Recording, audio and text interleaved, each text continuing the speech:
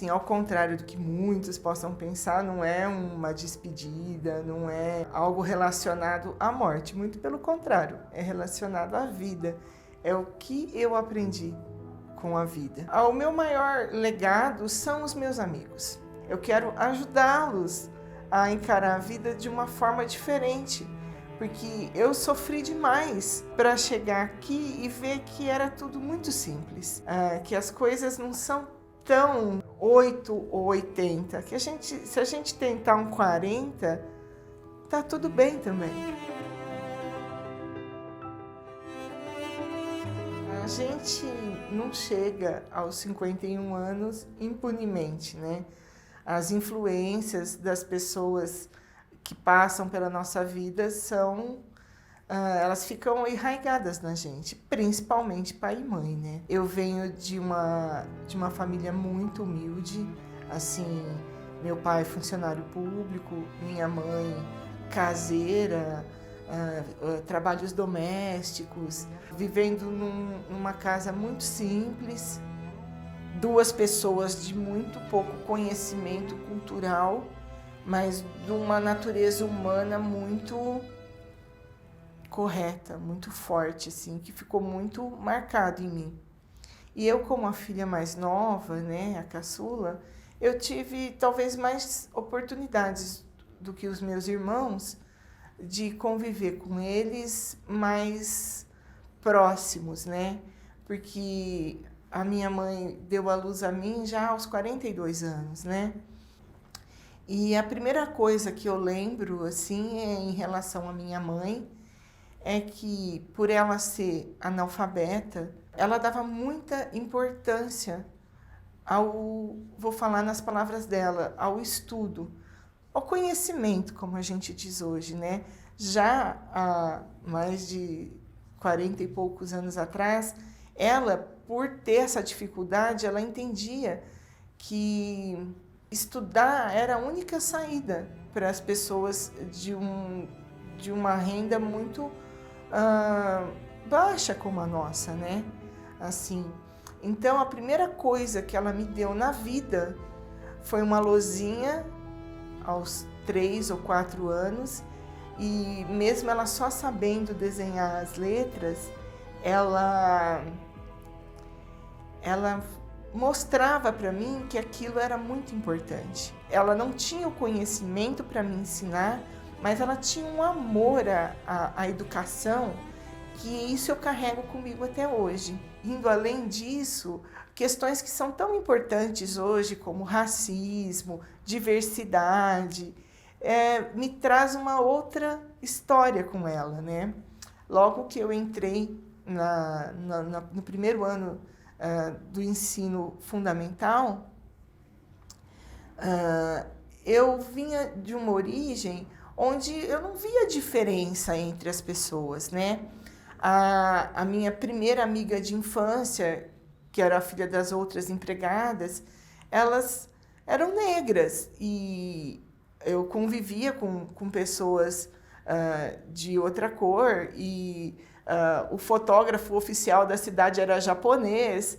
Então, para mim, eu nunca tinha percebido que existia uma diferença. Eu nunca senti isso enquanto criança, até pôr os pés na escola. Logo no começo, assim, naquela época é importante destacar, não haviam escolas particulares que separassem as pessoas de uma classe mais privilegiada do que a nossa dos mais pobres. A gente estudava tudo junto, né? Eram classes de 40, 45 alunos.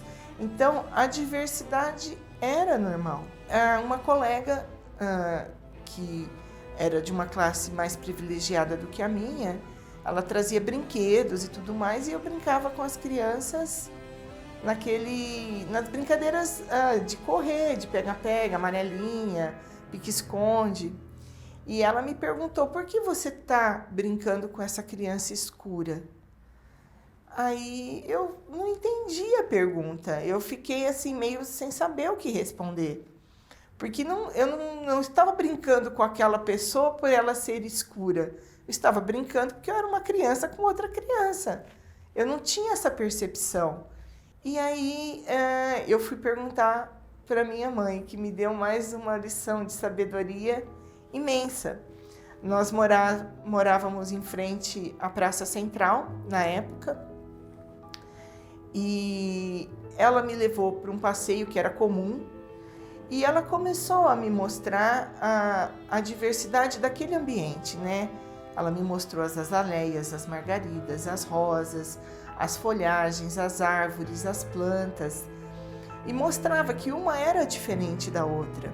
Os bichos, né, ali na rua, os pássaros, o cachorro, que era um diferente do outro, tudo que havia naquele ambiente era tudo muito lindo, mas tudo muito diferente um do outro. E aí ela disse para mim, Deus criou tudo isso e são todos diferentes, porque Deus adora variar, né? Deus adora variar. Então, eu ainda não era uma criança tão obesa aos 7 anos, mas ela já me falou, olha, você vai ver que tem coleguinhas que são mais gordinhos, coleguinhas do olhinho puxado e coleguinhas que são negros. E isso não importa, porque todos nós temos o mesmo Criador. E o incrível é que isso tudo vem de uma pessoa sem nenhum estudo, né? Então, era um conhecimento que tinha nascido com ela. Uma outra coisa que a minha mãe me ensinou há mais de 40 anos atrás e que hoje em dia está tão em pauta também, que é o respeito ao meio ambiente, ela me ensinou de uma forma muito simples. Eu tinha uma mania de passar na rua e ficar beliscando, tirando pedacinho de árvore, tirando florzinha, catando as coisinhas assim, pendurando em árvore. E ela falava, segura, eu não falava segura a sua onda, né? Mas ela falava, calma, a árvore sente, ela é um ser vivo. Então, assim, a gente não pode estragar. Isso aqui, ó, lembra que eu te falei? Deus também pôs aqui. Isso aqui tem a sua função. Mas ela não precisou me falar da ecologia, da fotossíntese, coisas que ela não sabia nem que existia. Era um conhecimento da alma dela, de que aquela árvore, aquela planta era importante.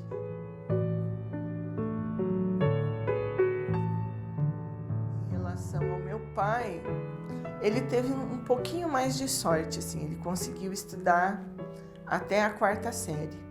Sempre foi funcionário público. Hoje ele teria 90 anos. E por ter nascido em 1931, ele entrou na prefeitura aos 9 anos. Uma coisa inacreditável, né? Hoje em dia.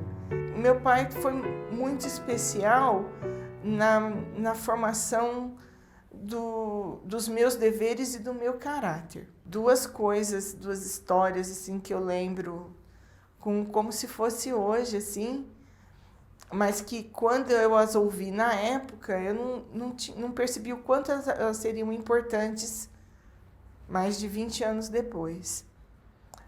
Uma delas é em relação ao caráter, né? Assim, a gente não pôr a mão naquilo que não nos pertence, a gente entender que nós tínhamos assim, limitações financeiras muito graves. Nós tínhamos muitos problemas familiares em relação a dinheiro, sempre era uma questão ali, né? Para todo mundo, até hoje é, né? Assim, e o que ele me ensinou em relação a isso veio me servir na fase adulta muito, assim, fortemente. Nós não tínhamos nada, né? Morávamos todos na mesma casa, eu, minha irmã, os filhos dela, e era, assim, conflitante porque eram muitas personalidades diferentes num ambiente muito pequeno, né? Então, havia discussões, havia problemas, e eu já estava entendendo que o dinheiro era algo muito importante, né? Que o dinheiro contava muito. Aí, um dia estávamos só nós, e ele falou assim, deixa eu te explicar uma coisa que eu acho que é importante. Dinheiro é essencial, sim. A gente depende do dinheiro para comer, para ter onde morar, para água, luz, para as nossas necessidades. O dinheiro é importante, mas a única forma da gente ganhar dinheiro é trabalhando. Não há outra forma. Assim, você nunca abra mão da honestidade, dos valores que a gente tentou te ensinar por dinheiro.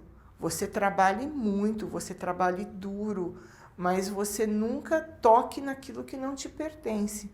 E aí, nesse dia, ele abriu a carteira, ele pegou o dinheiro e falou assim, ó, isso daqui tem a sua importância dentro da gente lutar pela nossa sobrevivência.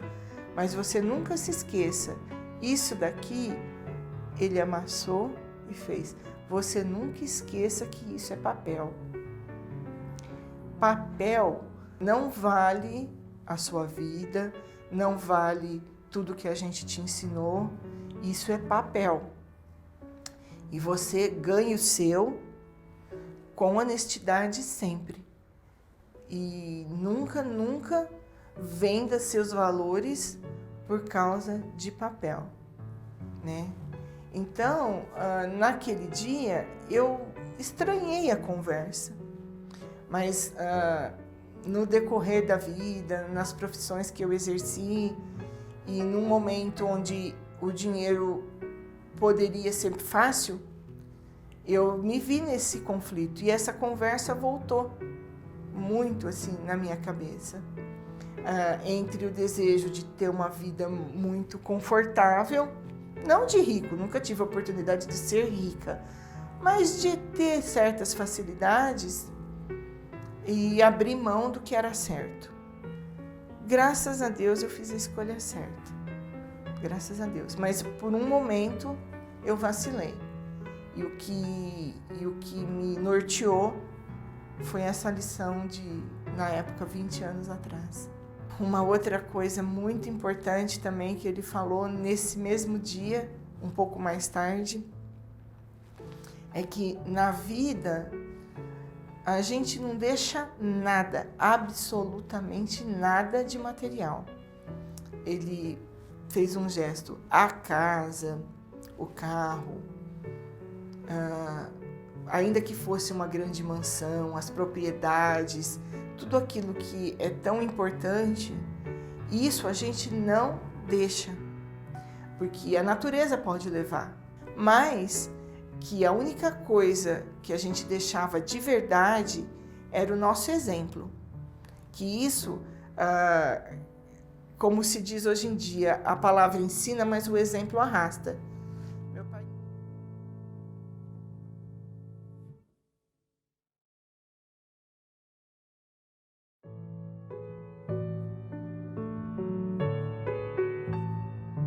Como eu já disse, a educação, ela foi plantada em mim como a salvação, né?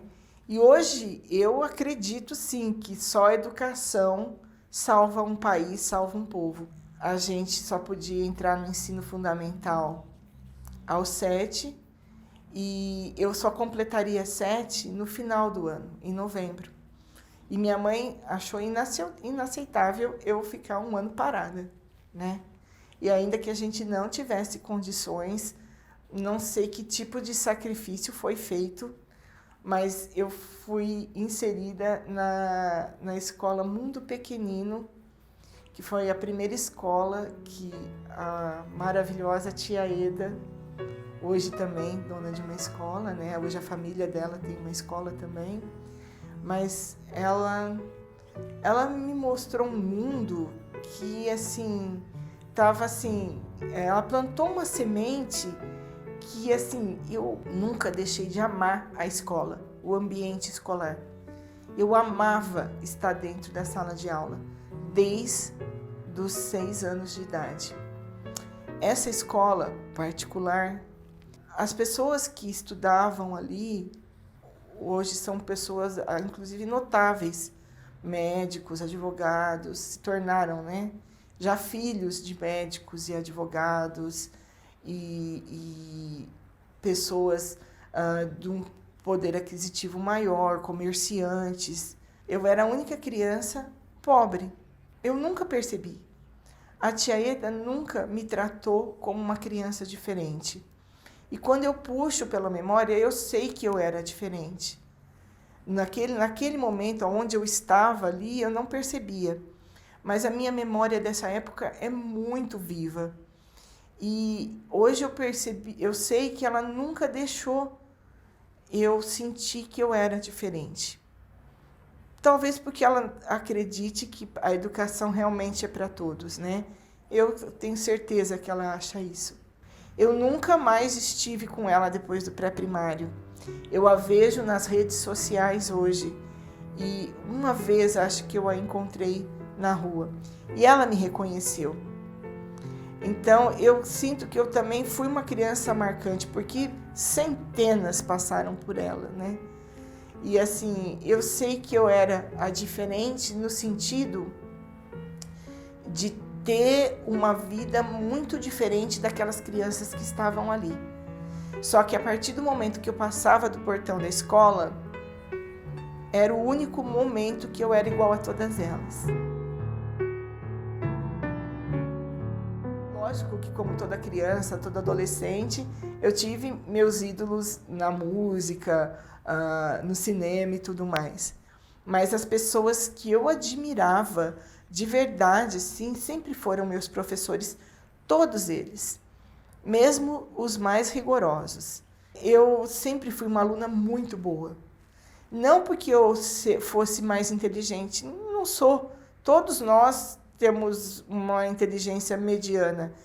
Tinha algumas coisas que eu tinha que me esforçar muito para tirar notas boas e outras que eu levava com mais facilidade, que era uma questão de aptidão. Mas eu amava todas as aulas. Eu dei uma pausa entre o ensino médio hoje e a faculdade, numa questão onde eu tive um momento de acomodação, que eu achava que eu ia me aposentar no trabalho onde eu tinha na época, já estava com 20 e poucos anos de casa, e a faculdade caiu no meu colo meio que assim, sabe, sem vontade, assim. Mas do primeiro dia que eu pisei ali, das primeiras pessoas que eu conheci, que eram num mundo tão diferente, onde eu já estava assim, acostumada, meio que tipo a gente põe um cabresto e acha que o mundo é aquilo ali e não vai passar daquilo. Eu me vi rodeada de pessoas que tinham trabalhos muito diferentes, muito mais jovens do que eu, porque eu entrei na faculdade aos 38 anos para fazer 39, me formei aos 43, e aquilo veio um frescor, veio uma vontade de aprender tudo de novo. Mas os professores, eu dei uma sorte de ter os melhores. Assim, pessoas que me abriram a mente e me mostraram um mundo que eu já tinha esquecido que existia. Possibilidades, histórias.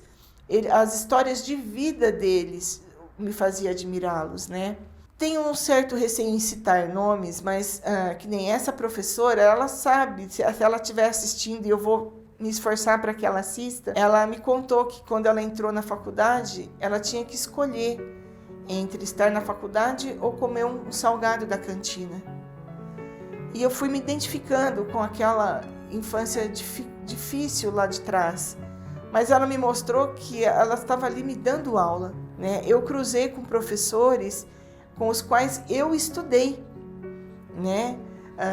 Professores que fizeram 6ª, 7ª, 8ª série comigo. E naquele momento eles estavam sendo meus professores. Professores que saíam do trabalho como gerentes, pessoas muito importantes nas suas empresas onde trabalhavam, e vinham, às vezes, de uniforme dar aula para a gente. E faziam aquilo com dedicação, com paciência.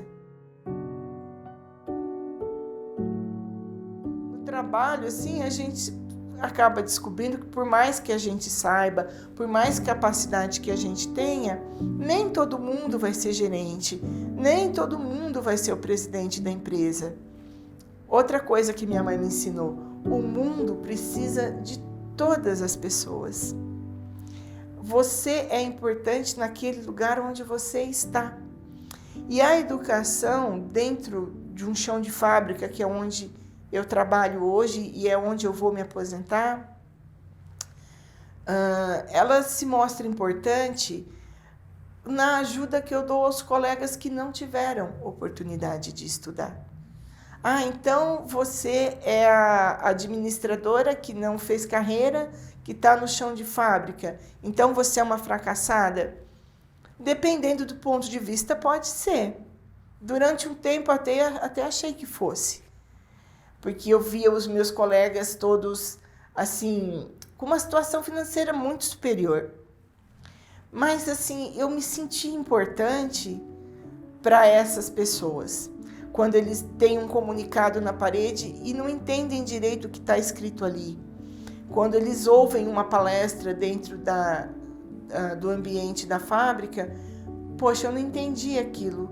E eles me procuram para explicar. Isso me faz sentir importante. Eu não tenho um retorno financeiro. Isso de fato não tenho. Mas eu sei que eu estou no lugar onde eu deveria estar. A gente tem que florescer onde Deus nos planta. Outra lição que eu aprendi lá com aquelas pessoas. Eu comecei a trabalhar muito cedo, né? Assim, com 14 anos, já era secretária de advogado, de 14 para 15. Antes disso, eu trabalhei em banca de jornal, trabalhei em videolocadora, acreditem, isso existiu. Tive vários pequenos trabalhos. Por quê?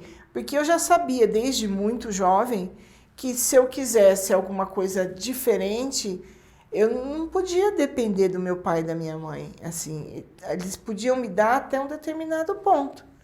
Então, a partir dali, ainda que fosse muito pouco, eu precisava ganhar o meu dinheiro. Isso é uma libertação também.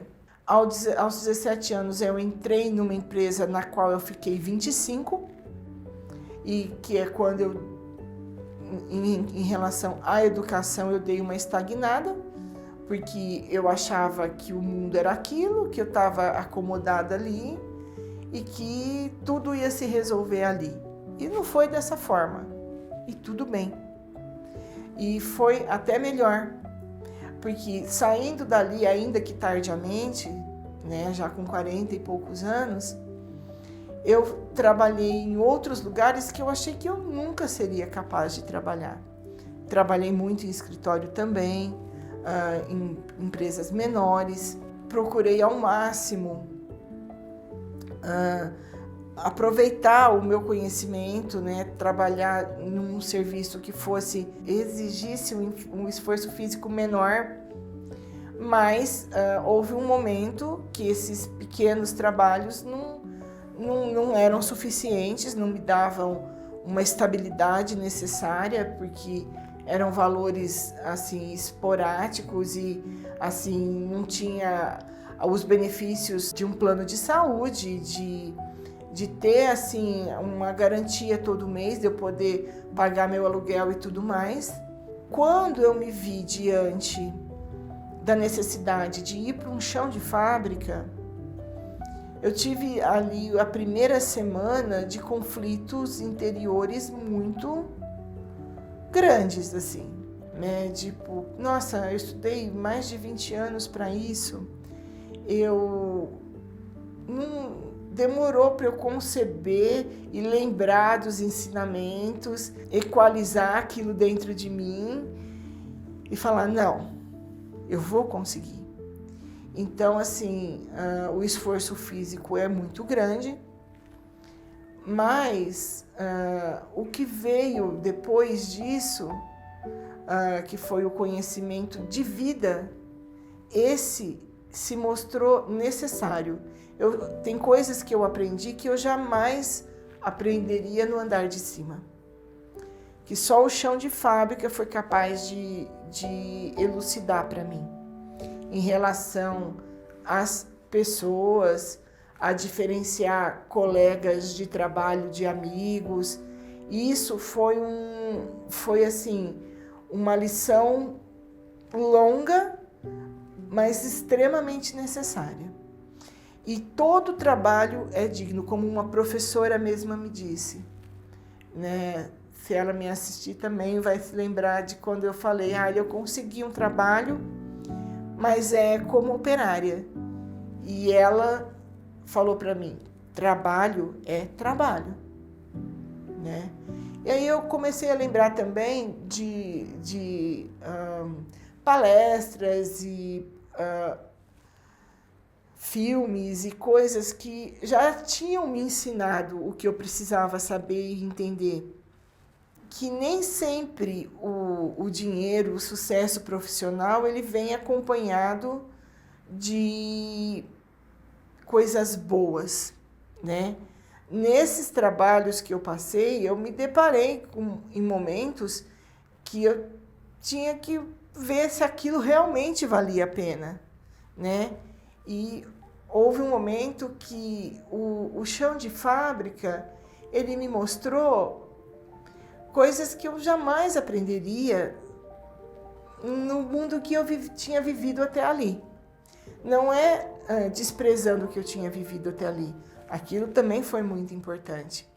Mas faltava essa visão que eu tinha do administrativo, que eu aprendi, das coisas que eu aprendi na faculdade, da prática em si, de quanto os colegas em si, das dificuldades que aquelas pessoas tinham, e às vezes dificuldades maiores do que as minhas, e que superaram, né? E que trabalhavam ali há mais de 20 anos da mesma forma que eu estava começando a trabalhar. E eles sustentavam a família deles dignamente, eles trabalhavam com hombridade, e que eu não tinha motivo nenhum para me envergonhar de ser uma administradora que se formou em primeiro lugar na sua turma, estar no chão de fábrica. Não havia demérito nisso. E num primeiro momento eu me senti inferior. Mas aí quando eu consegui pagar meu aluguel, eu consegui fazer os tratamentos de saúde que eu precisava fazer, isso modificou a minha vida. E dentro da visão administrativa eu me lembrei da pirâmide, né, de Maslow, que a gente tem necessidades, essas necessidades têm que ser supridas para depois você sonhar com o que você gostaria de fazer. Então, dentro do ambiente de fábrica, fazendo um trabalho que me sustenta, eu consegui encontrar, através da ajuda aos meus colegas, uma função para o conhecimento que eu adquiri. E quando eu me propus a fazer o meu melhor, tudo em volta de mim mudou. A minha visão de tudo aquilo mudou. Isso não me dá nenhum dinheiro a mais, não me dá nenhum benefício, nada assim, mas mostrou que eu sempre quis, eu encontrei no chão de fábrica, que é o respeito dos meus iguais, das pessoas que estão ao meu redor.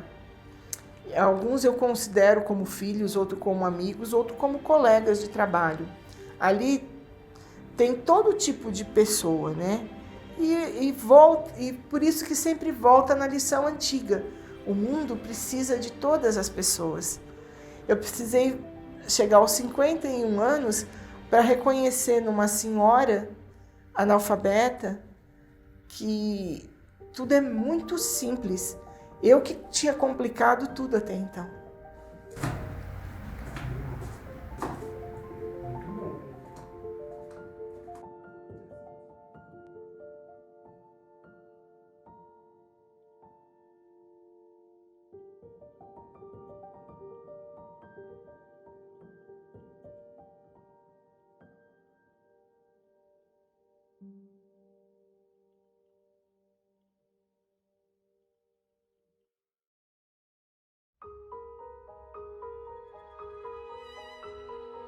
Dentro desse aprendizado todo, talvez a parte mais difícil de ter passado, mais difícil de ter superado, na realidade não sei se está totalmente superado, mas hoje eu sei lidar um pouco melhor. Também foi logo no início da escola, assim, dos primeiros anos na escola. Eu sempre fui uma criança gordinha, né? Eu nunca, assim, eu acho que eu fui magra até os 6 anos, mais ou menos. Magra não demais também, era uma criança normal, né? Dali pra frente, eu sempre fui uma criança gordinha. E naquela época não existia a palavra bullying, né? Hoje eles deram um nome para essa crueldade infantil, mas assim, a criança ela não tem filtro, né? O coleguinha não tem filtro. E nem é bom que tenha, porque a espontaneidade da criança é importante. Mas assim, vem muito também dos pais, né? Porque eu tive coleguinhas que eram cruéis e outros que não eram cruéis. Então, eu acredito que isso é uma base familiar importante, que faltou talvez para alguns deles e falta para muita gente hoje. Eu sempre tive uma luta inglória com a balança. Eu sempre perdi. Aquele efeito sanfona, o vai e vem, atender um padrão que eu não consigo atingir. Não é só uma questão de boa vontade, né? Para quem nasceu magro, parece, o gordo é um sem vergonha, ele só parar de comer.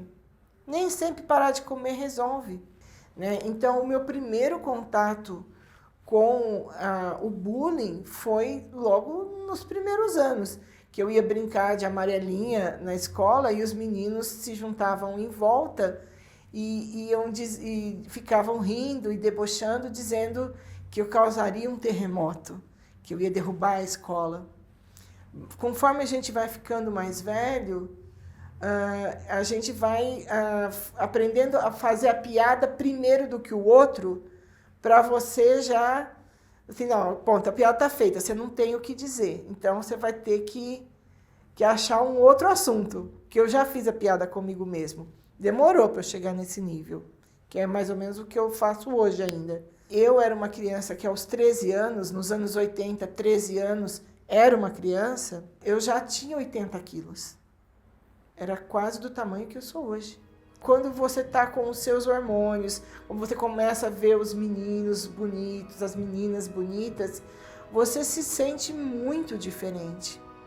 E aí você se vê predisposto a fazer qualquer coisa para ficar igual aos demais, né? Para você não chamar tanta atenção, né? Para você não ocupar tanto espaço, porque o muito magro ele também sofre bullying, mas o gordo ele tem essa, assim, ele ocupa um espaço que ele chega. As cadeiras ficam mais justas, os passos são mais pesados, você não consegue já correr como as outras crianças, você sente uma fome que as outras crianças não sentem, e aí você fica deprimido, aí fica com mais fome e come mais. Aí você se vê num universo de bullying, num outro que foi muito doloroso também, quando o garoto já adolescente, nessa fase de 13 para 14 anos, numa quermesse da escola, ele me prendeu na cadeia do amor e pagou para não sair de lá, porque eu era muito feia. E assim, das amiguinhas, foi quando eu comecei também a saber distinguir quem era coleguinha e quem era amiga. Uma amiga me tirou de lá. Todos os demais coleguinhas estavam em volta rindo. De 15 para 16 anos eu já havia perdido minha mãe, mas nesse meio de caminho, um pouco antes dela falecer, eu já tomava remédios tarja preta, porque naquela época vendia sem receita. Então eu enlouquecia minha mãe para eu tomar um remédio que eu não podia tomar para eu ficar igual aos outros, né? E ficava por um tempo, aí a minha cabeça não ficava muito boa, eu já não aprendia tão bem como eu queria aprender. E graças ao bom Deus, eu parei porque eu queria ficar com a cabeça boa. Eu sabia que a cabeça ia ser importante para mim. Então, eu tomei todos os tipos de regime absurdos que existiam na época. Eu fui atrás dos tarjas pretas e foi aquele efeito sanfona, efeito sanfona. A hora que eu cheguei aos 18 anos, eu consegui milagrosamente caber numa roupa P. Só que eu estava totalmente debilitada, né? Eu era uma pessoa que comia uma maçã e se punia por isso, né? Eu não tinha condições financeiras e nem existia essa coisa que existe hoje de procurar ajuda médica. E eu me vi numa situação que eu parei, respirei e falei, espera, vamos reaprender tudo de novo. Se eu aprendi que as pessoas são diferentes, se eu aprendi que o que vale é o nosso caráter, se eu aprendi que o importante é você ter uma cabeça boa, para. Mas ainda assim, sem as drogas lícitas, eu ainda fiquei num efeito sanfona, fazendo uns regimes meio estranhos, tomando umas sopas esquisitas, fazendo uma ração esquisita para substituir as minhas refeições,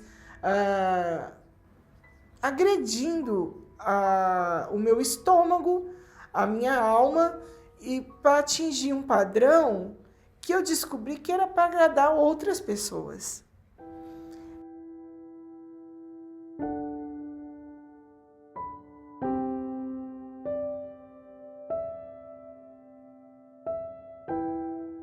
Houve um momento aí, na faixa dos 30 anos, 30 e poucos anos, que eu falei, chega. Eu tô nessa vida desde os 10, né? São 20 anos aí jogado fora para atingir um padrão que eu nunca vou ter. Eu não nasci a menina mais bonita, eu gostaria de ter sido a Miss, a menina que passa e todos os meninos olham, mas eu não era. Eu estava lutando para eu ser apresentável, né? Para eu, assim, poder sentar numa lanchonete e não ser julgada porque eu pedi um misto quente, né? Entrar numa padaria e não ser crucificada porque eu pedi um sonho. Porque eu gosto de comer. A gastronomia é uma paixão e eu gosto de comer.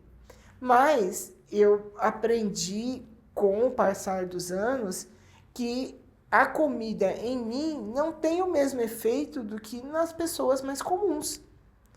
Eu nasci com mais células de gordura, eu teria que viver numa luta eterna contra a balança.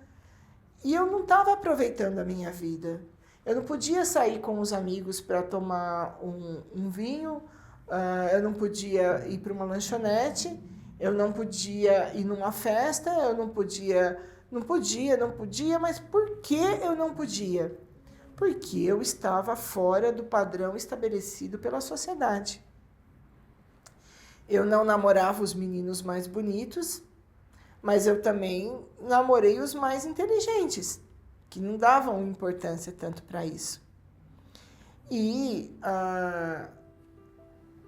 como eu vou dizer, não é que eu não sofri, eu sofri, porque a gente se apaixona pelo cara que não aceita isso. Eu tive um namorado que gostava de estar comigo, gostava de mim, mas tinha vergonha de sair comigo na rua. Eu tive de todo tipo, né? Eu amei profundamente uma pessoa que sempre foi apaixonada por meninas mais bonitas. Mesmo muito magra, eu jamais seria a menina mais bonita. E hoje eu me encontro assim, com problemas de saúde em função dessa porcariada toda que eu tomei a vida inteira, né? Ser magro é importante para a sua saúde, mas não é importante para você ser quem você é. E o que eu queria que todo mundo entendesse é para não crucificar a pessoa que está acima do peso, é não achar que ela ostenta isso com orgulho, porque ninguém nasce falando assim, eu quero ser gorda. A gente é. Então, eu estou procurando novamente agora da forma correta a chegar num peso que me permita ser saudável. Mas hoje eu sei que eu nunca serei magra. Eu sempre vou estar acima do peso. É o meu biotipo, é o meu padrão. Então eu tenho que correr atrás da minha saúde. Mas esquecer um pouco, me encaixar num padrão 38, 40, que eu nunca vou alcançar. Que é o padrão estabelecido para uma mulher ser considerada aceitável para a sociedade. E hoje eu já consigo ter relacionamentos e me relacionar com os homens de uma forma que eles respeitem o que eu sou. Se a pessoa veio até mim, ele está vendo que eu sou obesa. Então, assim, eu não posso esperar dele que ele ache isso lindo, mas eu obrigo ele a respeitar.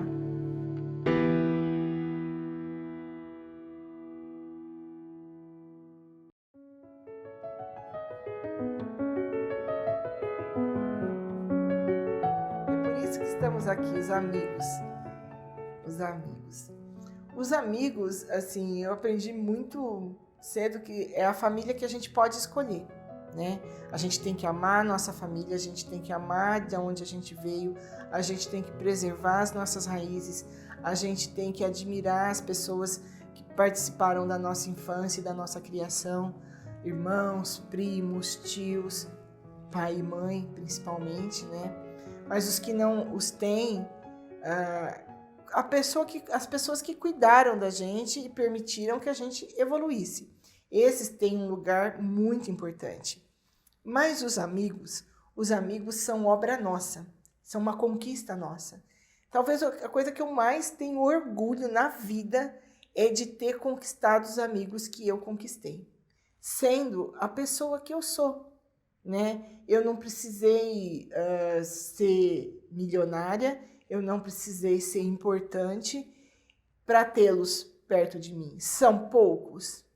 Nem tão poucos. Tem gente que não tem qualidade de amigos que eu tenho para encher uma mão, né? E eu tenho vários.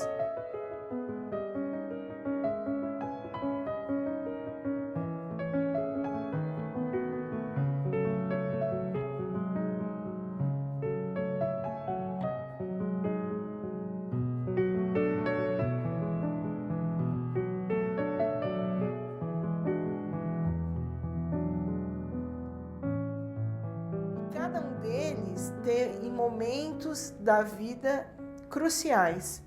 Então, assim, eu tive a amiga de infância que me socorreu depois de 20 anos que eu não a via.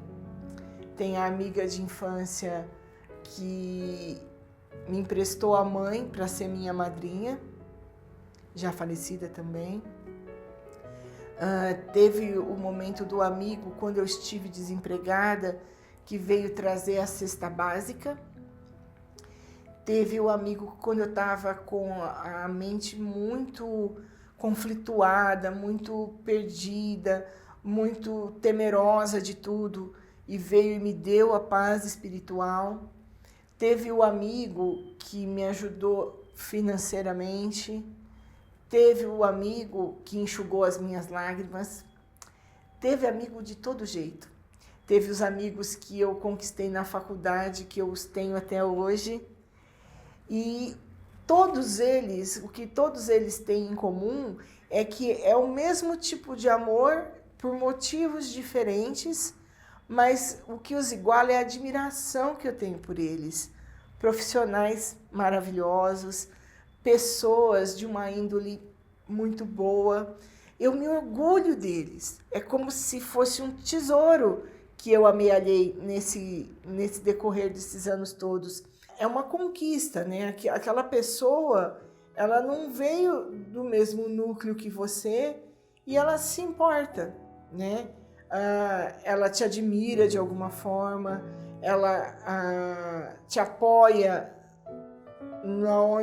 vê que você, na hora que você está mais fraco, fica feliz quando você está mais forte. Então, quando você conquista um amigo nessa qualidade, já é um ganho maravilhoso, né? Eu tenho alguns e eles se tornam tão valiosos que, assim, Deus me livre de perder um amigo. Eu agradeço todo santo dia de eu ter os amigos que eu tenho.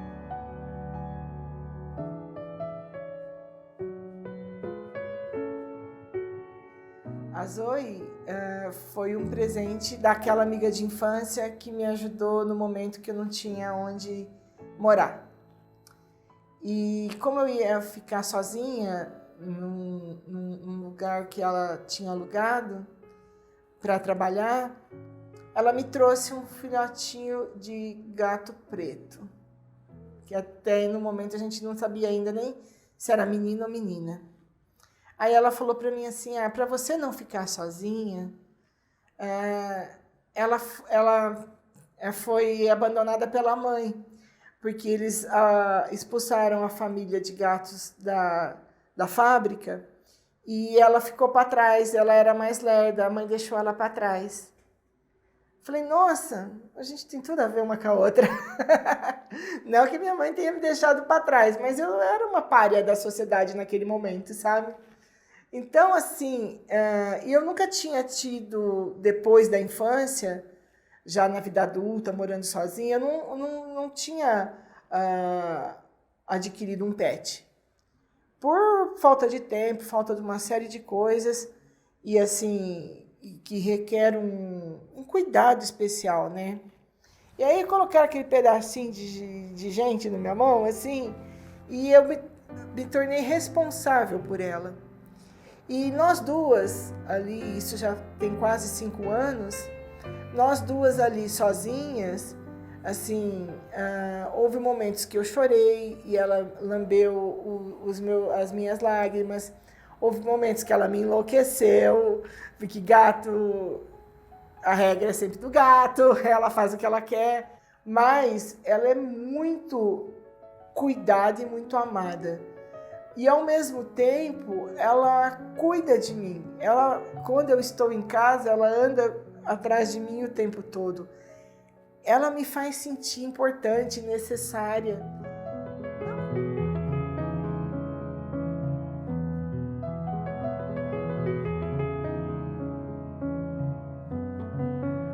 Ela personificou, ela tornou físico alguém depender de mim, coisa que nunca tinha acontecido. Então, essa responsabilidade do cuidar, do amar um animal, é muito saudável. E eu tinha muito isso em criança. Eu tive cachorros e eu queria catar todos os bichos da rua e levar para casa. Minha mãe me controlava. Mas aí, quando eu entrei já da adolescência para a fase adulta, eu fiquei muito egocêntrica. Era eu. Assim, tinha que cuidar de mim, tinha que ver as minhas coisas, tudo eu. E hoje isso é completamente ao contrário. Hoje eu trabalho para que ela tenha um cuidado melhor, como se fosse um filho que eu não tive. Ela assistiu o meu melhor e o meu pior. Ela me viu no chão, derrotada, e participou da recuperação. Então, ela faz já parte de mim. E, assim, essa coisa de... Quando eu vejo, eu fico sabendo de pessoas que judiam de um animal por diversão, ou, no caso dela, que ela é um gato preto, né? Que muita gente utiliza para cerimônias estranhas e sacrifícios e tudo mais. A gente volta naquela questão, é uma vida que Deus colocou aqui. Então, todos os animais têm que ser respeitados. E assim, e se você não é capaz de amar um animal, você pelo menos não faça mal a nenhum deles. Porque eles têm uma conexão com o divino. Eles têm uma visão da vida muito diferente da nossa. Eles nos amam porque a gente protege eles, a gente cuida deles. E se você tem a oportunidade de ter um animal, ame esse animal como se ele fosse um membro da sua família, porque ele é.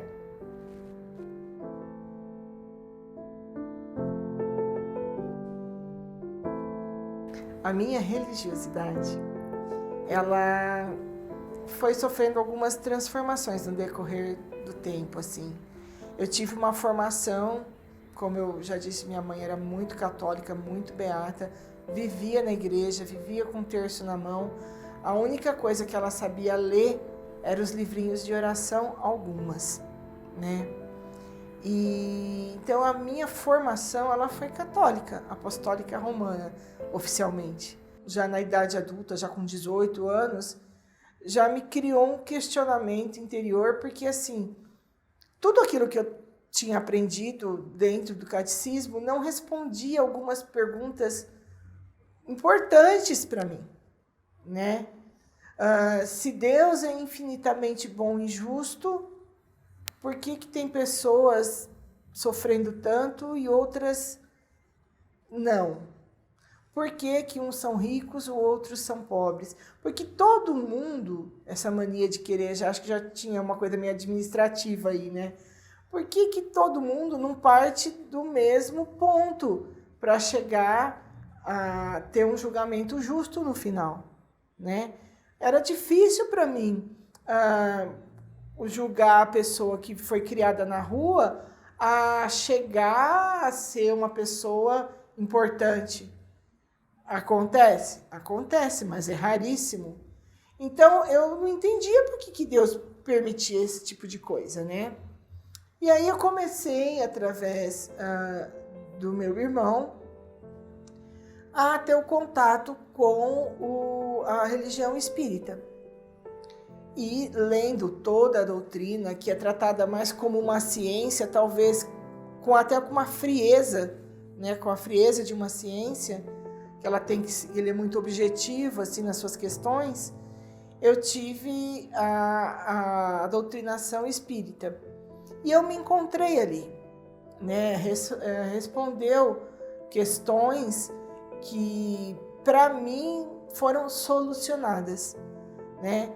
Mas essa coisa da religião, ela é importante única e exclusivamente para a gente entender que existe uma inteligência superior que criou tudo e que tem o controle de tudo, mas que nos deu o livre-arbítrio para a gente ser bom ou ruim. E que a gente tem que se esforçar ao máximo para ser uma pessoa boa, né? Se você vai fazer isso cultuando Buda ou Alá, se você é devoto de Maomé, se você é como eu, tem devoção por Cristo, pelo aquilo que ele ensinou, tá tudo certo, desde que você não faça mal para ninguém. E isso a gente já nasce sabendo o que é certo e o que é errado. Deus colocou isso dentro da gente. A gente tem uma consciência. É que a gente acaba, muitas vezes, eu também já fiz isso em alguns momentos, passando por cima disso, na imensa maioria das vezes, para ter razão, para afagar o nosso ego e achar que a gente tem o controle de alguma coisa. A gente tem a obrigação de fazer a coisa certa. Mas Deus é tão infinitamente bom e justo que Ele nos dá inúmeras oportunidades de repensar atitudes, de refazer determinadas coisas, de voltar atrás e corrigir e pedir desculpas por algo que magoou outra pessoa. Então, isso já nasce com a gente. Muitas vezes a gente passa por cima disso tudo por uma questão de ego, né? Não, por que ele não faz? Por que ela não faz? Por que eu que tenho que ir? Porque sendo que nunca vai ser entre a gente e as pessoas.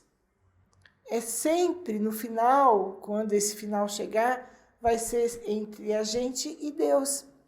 Então, é pro Deus que você cultua, seja ele qual for, que você vai prestar contas. Não importa que nome você dê a ele.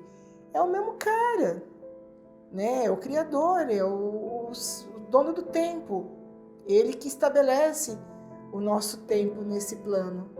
Então, procure, é o que eu tenho tentado exaustivamente e me empenhado em fazer tudo para ser uma pessoa boa, para deixar um bom exemplo, como meu pai disse, mas por uma questão com Deus mesmo, porque hoje ele foi tão bom para mim, né? Vendo assim, olhando a minha vida daqui para trás, como diria Steve Jobs, juntando os pontos daqui para trás, em todos os momentos que eu fraquejei, que eu achei que eu estava sozinha e que eu duvidei dele, ele colocou pessoas, ou anjos, ou simplesmente amigos, ou pessoas boas na minha vida. Então, o meu sentimento para Deus hoje é de muita gratidão por tudo que ele fez. Porque tudo foi aprendizado. Tudo foi aprendizado. E hoje eu vejo que até esse momento, até a hora nesse aqui que eu estou olhando para vocês, até nesse momento, ele não me faltou em momento algum. Ele sempre esteve presente. E ele sempre foi muito bom.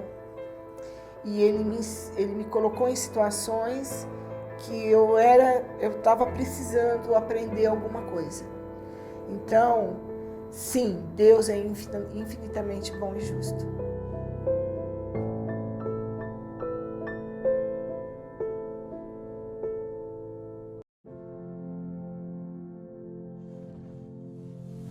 No decorrer da vida, eu encontrei pessoas maravilhosas, pessoas que me inspiraram, pessoas que eu admirei, ídolos que eu cultuei no sentido de querer me aproximar do quanto eles eram especiais. Aí eu tenho que falar de Ayrton Senna, eu tenho que falar do Ronaldo Fenômeno, que eles me mostraram que a gente tem sempre que ser o melhor que a gente pode, né? Assim, fazer o melhor. Eu tenho tatuado na minha pele amor e fé, né? Amor e fé. Que vem de uma lição do Ayrton, quando ele diz que seja em qual nível social você esteja, do mais alto ao mais baixo socialmente, que a gente tem que fazer tudo com muito amor e com muita fé em Deus, que em algum momento a gente chega lá. Então, uma pessoa que diz coisas desse tipo, ele tem que ser admirado, não no sentido do ídolo, de se colocá-lo além do humano, mas é uma personalidade que tem que ser considerada um bom exemplo, né? E às vezes a gente está muito carente de bons exemplos hoje em dia, mas ainda existe. Então busque aquela pessoa que te incentiva a ser o melhor. A função dessas pessoas boas é que elas fazem você ter vontade de ser melhor, né? De lutar por aquilo que você quer. Quando eu citei o Ronaldo, que era um cara acabado para o futebol quando perdeu a rótula do joelho, que diziam que nunca mais ele jogaria futebol, e ele ganhou uma Copa do Mundo para o Brasil. Então, essas pessoas me emocionam, essas pessoas me fazem ter vontade de ser melhor. Então, é essa a função da gente ser uma boa pessoa, é fazer com que outras pessoas também queiram ser melhores. E eu conheci muita gente ruim. Eu convivi com pessoas que a gente poderia chamar da escória da humanidade. São pessoas egoístas, egocêntricas, de um caráter extremamente duvidoso em todas as áreas. Eu cruzei com essas pessoas em muitos lugares diferentes. E quando eu estava convivendo com essas pessoas ruins, eu sentia muita raiva, elas extraíam o pior de mim. Quase que eu me torno como elas em alguns momentos. Quase que eu me tornei como elas em alguns momentos. De tão ruim que era a sensação que elas me causavam, pelas atitudes, pelas coisas que elas diziam, coisas que iam totalmente ao oposto do que eu tinha aprendido, do que eu queria para mim. E eu questionava mais uma vez, Deus, por que essas pessoas? Eu conheci tanta gente boa, por que essas pessoas tão desprezíveis, tão fora da normalidade, pessoas doentes da alma? E uma inspiração que veio lá atrás de novo. Todas as pessoas são necessárias.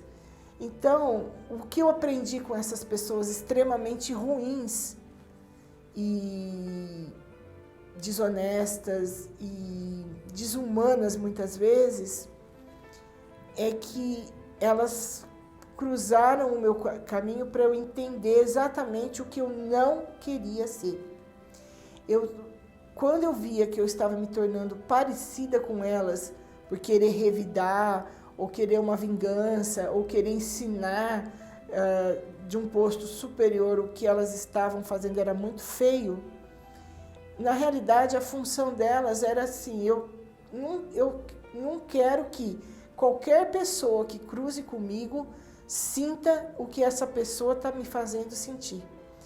Me ajuda, Deus, eu vou me empenhar ao máximo para nunca ser nem perto do que essas pessoas são. A função delas foi ensinar exatamente o que eu não deveria, eu não queria ser. No decorrer desses 51 anos, e se Deus abençoar e permitir que venham outros tantos, né? Ainda que as estatísticas contrariem, né? Mas o que eu queria é que os meus amigos ensinassem para os filhos deles e que os filhos deles ensinassem para os seus netos e tudo mais, sem querer ser pretensiosa, sem achar que eu sou a dona da razão, mas por amar vocês imensamente, meus familiares, meus irmãos, meus sobrinhos, que vocês ensinem aos seus filhos que o bem vale a pena, que assim, todas essas coisas erradas que a gente vê, às vezes a gente vê pessoas se dando muito bem, fazendo coisas erradas, que isso não é o exemplo a ser seguido, que sendo bom, sendo correto, você também vai ajudar a construir um país melhor para todo mundo, né? O que a gente quer, eu não tive filhos, mas eu tenho vocês, meus amigos, eu tenho meus sobrinhos, eu tenho os meus irmãos ainda vivos. O que eu desejo para todos que estão aqui, para os que virão, é um mundo melhor. E um mundo melhor se faz com pessoas melhores. Quando a gente melhora as pessoas, automaticamente a gente vai melhorar o mundo. É só isso. Nada é tão difícil que não vai poder ser ultrapassado. Nada é tão ruim que a gente não consiga curar. Nada é definitivo. A gente sempre pode mudar o resultado do jogo nos 45 do segundo tempo, na prorrogação, nos pênaltis. Mas a gente tem que buscar uma vitória sobre o nosso ego e sobre o ego da sociedade para a gente construir um país para todo mundo, um país que quando a classe privilegiada vai olhar e trazer esse pessoal para cima, vai se sentir mais feliz, mais segura, mais realizada como pessoas também. é o conjunto, é a união que vai transformar o Brasil e vai transformar o mundo. E são essas pessoas que estão vindo, são vocês que são mais jovens do que eu, que têm essa missão de levar para frente tudo que existe de melhor na humanidade. O homem foi capaz de criar as piores coisas. O homem foi capaz de destruir o planeta. O homem foi capaz de matar e sacrificar povos inteiros em função de uma soberania injustificada. Mas só o homem, só a humanidade é capaz de curar isso tudo. Está sempre na mão da gente, o melhor e o pior de cada um.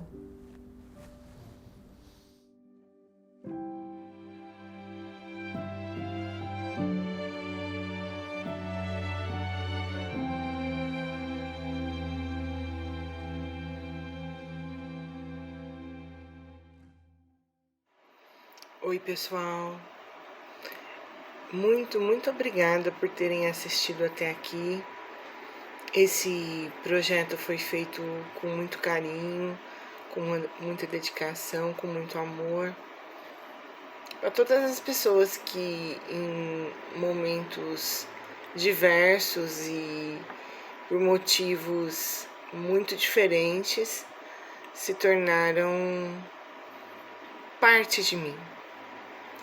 Eu quero deixar aqui também um agradecimento mais do que especial para o meu diretor nesse projeto, Leandro Hernandes, um profissional exemplar, uma pessoa de um talento assim,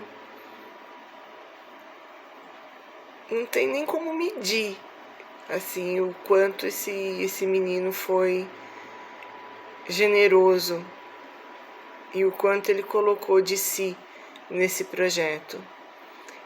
Eu, ele e Deus sabemos quantas caixinhas de lenço foram necessárias para que a gente chegasse num resultado que vocês pudessem entender a pessoa que eu sou, sem que eu precisasse demonstrar em momentos que foram muito difíceis de relatar o quanto essas histórias me marcaram assim. E o Leandro, além do profissional, ele humanizou de uma forma que vocês não precisaram ver as minhas lágrimas, mas puderam sentir o quanto cada passagem que eu relatei aqui foi determinante na hora de forjar a minha personalidade. Muito obrigada a todos. E foram 51 anos até aqui. Vamos ver quanto que Deus reserva daqui para frente. Mas até aqui vocês, meus amigos, os parentes que ainda eu mantenho contato, até aqui vocês foram muito importantes para mim. Valeu.